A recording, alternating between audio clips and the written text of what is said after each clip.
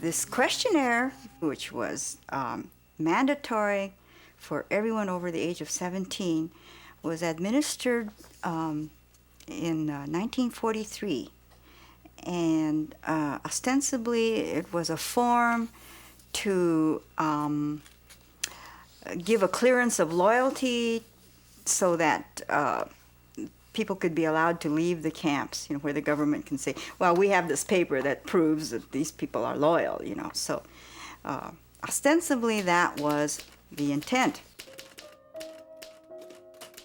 When first presented, the questionnaire was in English only.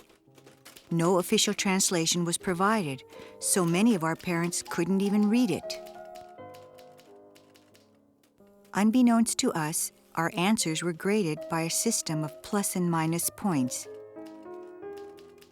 For example, if subject is Christian, 2 plus.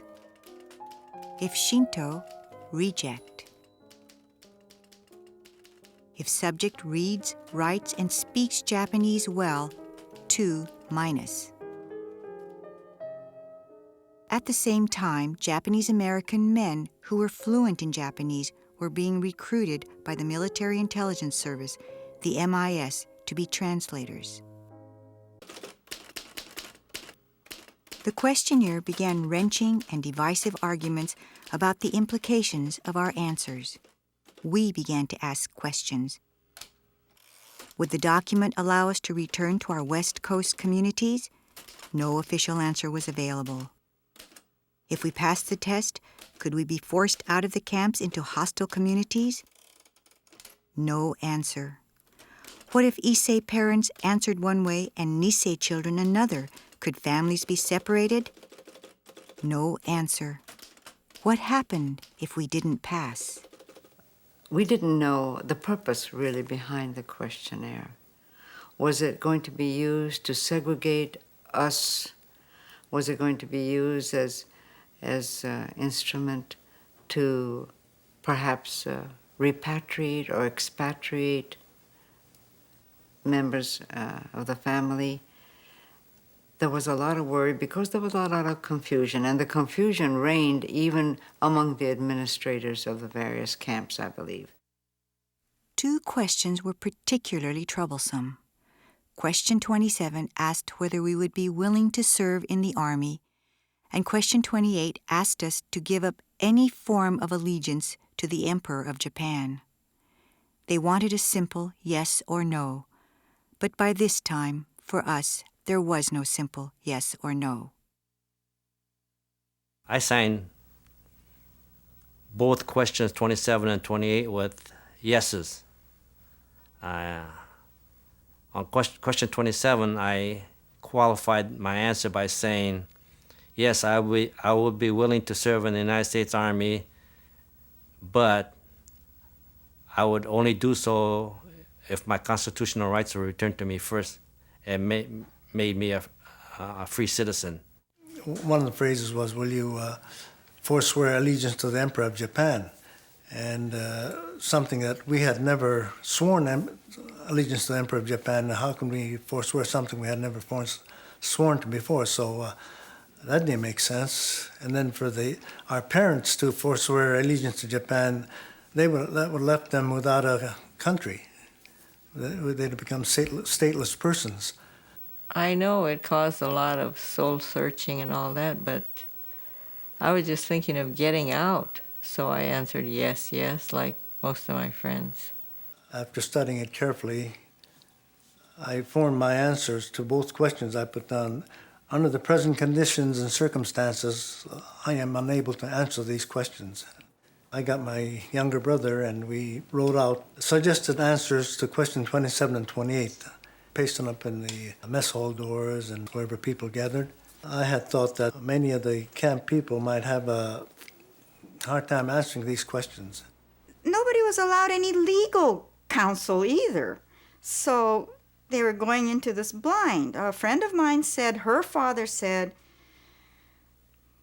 if you don't fill out this questionnaire, they can't incriminate us because we haven't told them all these things. So, that's the equivalent of taking the fifth. And they did that, and so they were automatically rejected.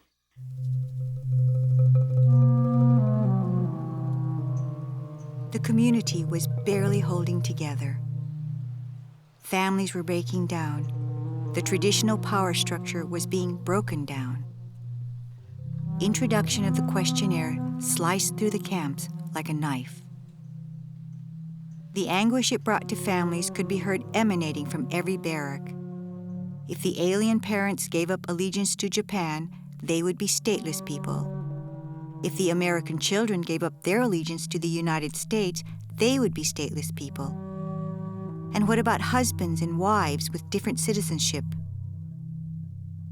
Many young men didn't want to volunteer for the army in order to fight against their own kin. And what if they were killed or maimed? Who would look after their elderly, now penniless parents? Would they end up destitute in a country that had betrayed them? So it had nothing to do with loyalty. I mean, that's a really strange concept, putting a lot of people into jail and asking if they're going to be loyal or not. At the Tule Lake Relocation Center in Northern California, opposition to the questionnaire was most vehement. A large number of the population in Tule Lake felt that this was a circumstance in which the entire population should declare themselves against the government, answer no straight down the line, as a reflection of their attitude, their protest against the evacuation. But this is something that I did not want to do, and a large majority of the Nisei did not want to do. Whole blocks refused to answer the questionnaire. The government was taken by surprise at our resistance. We felt that why should we say yes, we'll be loyal when we're, when we'd been treated the way we had been. And, not as citizens, our rights were taken away, and so as a protest. Protest and resistance were so strong at Tule Lake, the government gave up. The registration was never completed, and the camp was transformed into the Tule Lake Segregation Center, where all those considered disloyal by the administration were sent. This included almost all who had answered no to question 28, or qualified their answers, or had refused to answer. It also included those who requested going to Japan and anyone the camp directors wanted to be rid of. The policy of segregation further divided our community.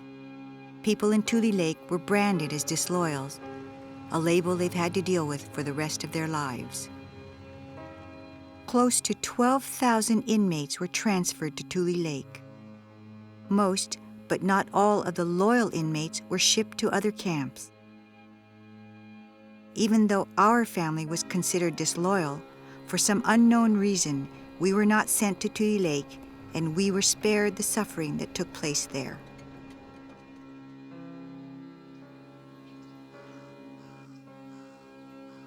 At Tule Lake, tension and resistance escalated as conditions deteriorated. An 8-foot double fence was erected. The administration called in the army to suppress dissent. Tanks were brought in. Fear and paranoia suffused the camp. Men were picked up in midnight raids, sometimes at gunpoint, and thrown in the stockade. At its peak, over 300 men were detained there. A sympathetic person in the administration got word to Ernest Bessig, then the director of the Northern California ACLU. When I got up there, I was informed that people were being detained in the stockade. Stockade was news to me, and this was to the effect that anybody they didn't like, and as they, being the administration, didn't like, were placed into the stockade. And parents and relatives, children, so on, were not allowed to visit. those who were detained in the stockade. Well, this didn't make any sense to me. If you're accused of some offense, if they had committed some offense, they were entitled to due process of law. As an expression of anger, frustration, and fed up with our shabby treatment, some decided to renounce the United States. We requested that we give up our citizenship. And I guess it was Congress passed legislation that made it so that we could. And so we signed away our citizenship. Over 5,000 Japanese Americans renounced their American citizenship. Thinking back, I thought that was a very bad move because we were, fooled again, I think, by the government and put into that kind of situation where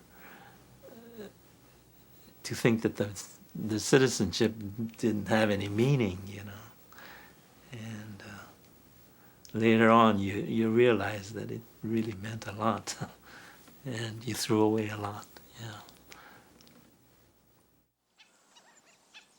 As the war neared its end and the renunciates were to be shipped to Japan, many realized they had made an irrational decision and wanted their citizenship restored.